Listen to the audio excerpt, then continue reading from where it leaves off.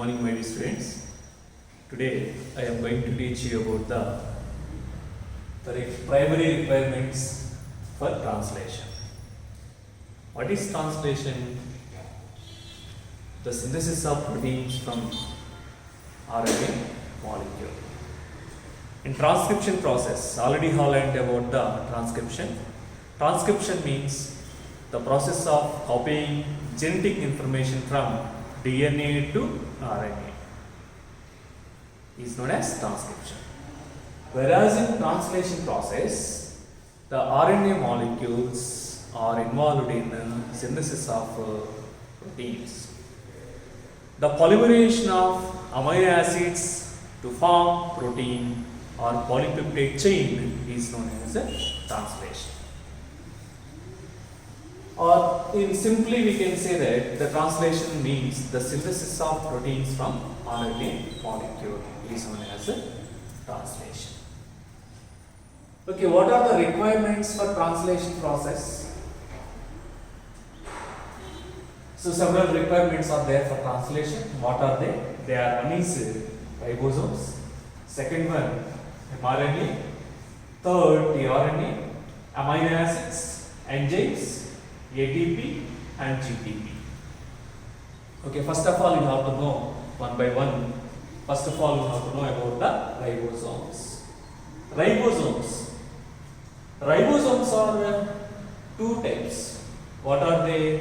They are one is 70S and second one is the 80S type of ribosomes. Already you all learnt about the structure of ribosomes, structure and functions of ribosomes in first PUC. Okay? How many types of ribosomes are there?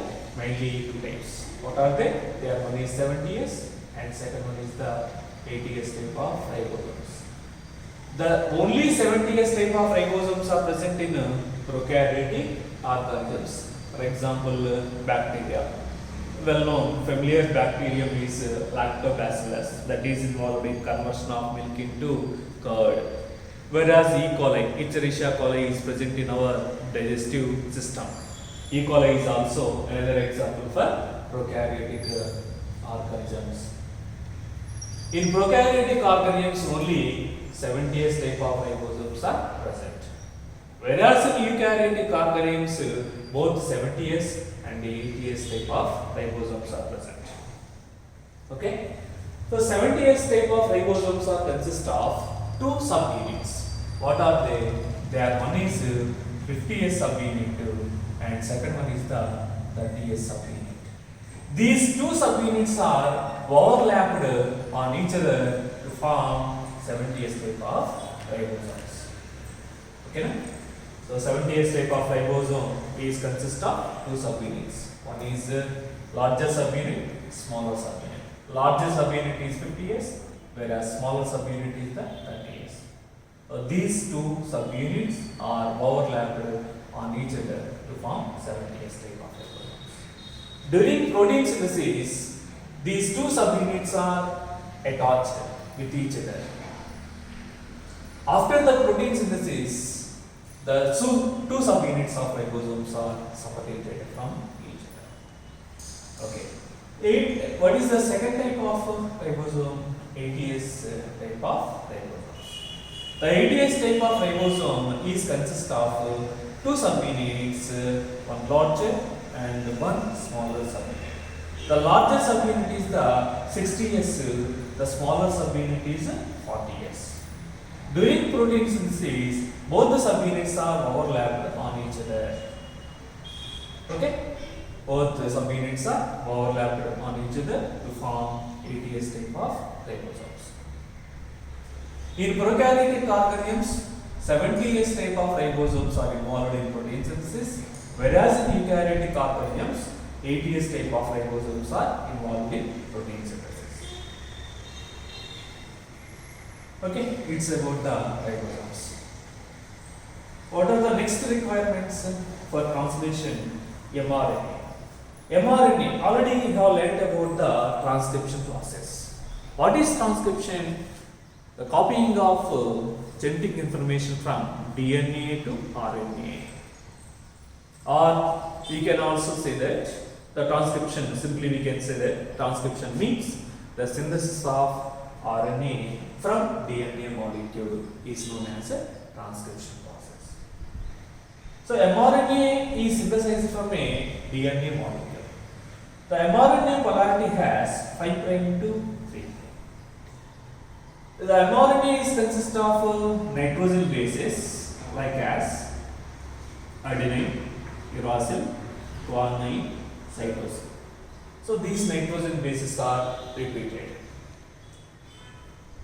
The three adjacent nitrogen bases known as codon. Already learned about the genetic code. Each codon is consist of three nitrogen bases. Okay, the mRNA is consist of several nitrogen bases, three adjacent nitrogen bases known as codon. Each codon is codes for one specific amino acid. It's about the mRNA. And the tRNA molecules are also required for protein synthesis. In previous class, we have discussed about the tRNA molecule, transfer RNA. tRNA means transfer RNA. That is also known as a soluble RNA or adapter molecule, because it brings the amino acid towards ribosomes.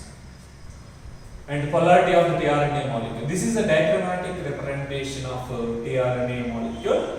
It represents the secondary structure. The secondary structure, how it's appeared? The secondary structure of tRNA molecule is appears like a clover leaf. Okay? Already we have discussed about this tRNA molecule. What is the polarity? The polarity of the tRNA molecule has 5', 3'. CCA end or amino acid acceptor end. Opposite the amino acid acceptor end, which is presented that anticodon loop is. That anticodon is reads the nitrogen bases codons on mRNA strand. So this is about tRNA molecule. And amino acids. This is the structure of one amino acids. The 20 types of amino acids are involved in protein synthesis. 20 types of amino acids. Already have learned about the genetic code and types of amino acids. The methionine amino acid, tyrosine, valine, tryptophan, serine, glutamine, like that 20 types of amino acids are there. 20 types of amino acids are involved in protein synthesis. So amino acids and enzymes, some of the enzymes are required for translation process, protein synthesis. What are they? They are one is amino acid synthetase enzyme and peptidyl transferase enzyme. Amino acid synthetase enzyme. The amino acid synthetase enzyme is activates the amino acids, whereas peptidyl transferase enzyme is involved in formation of a peptide bonds in between the amino acids.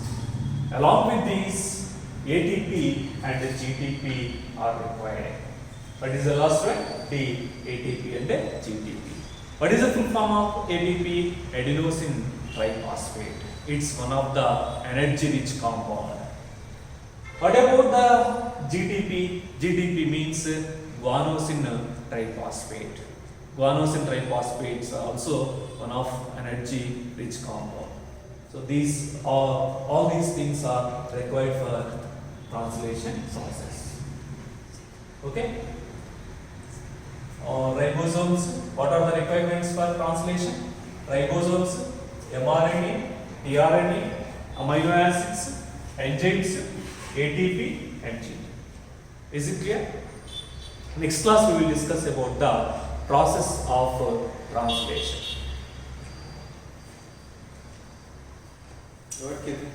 Second year.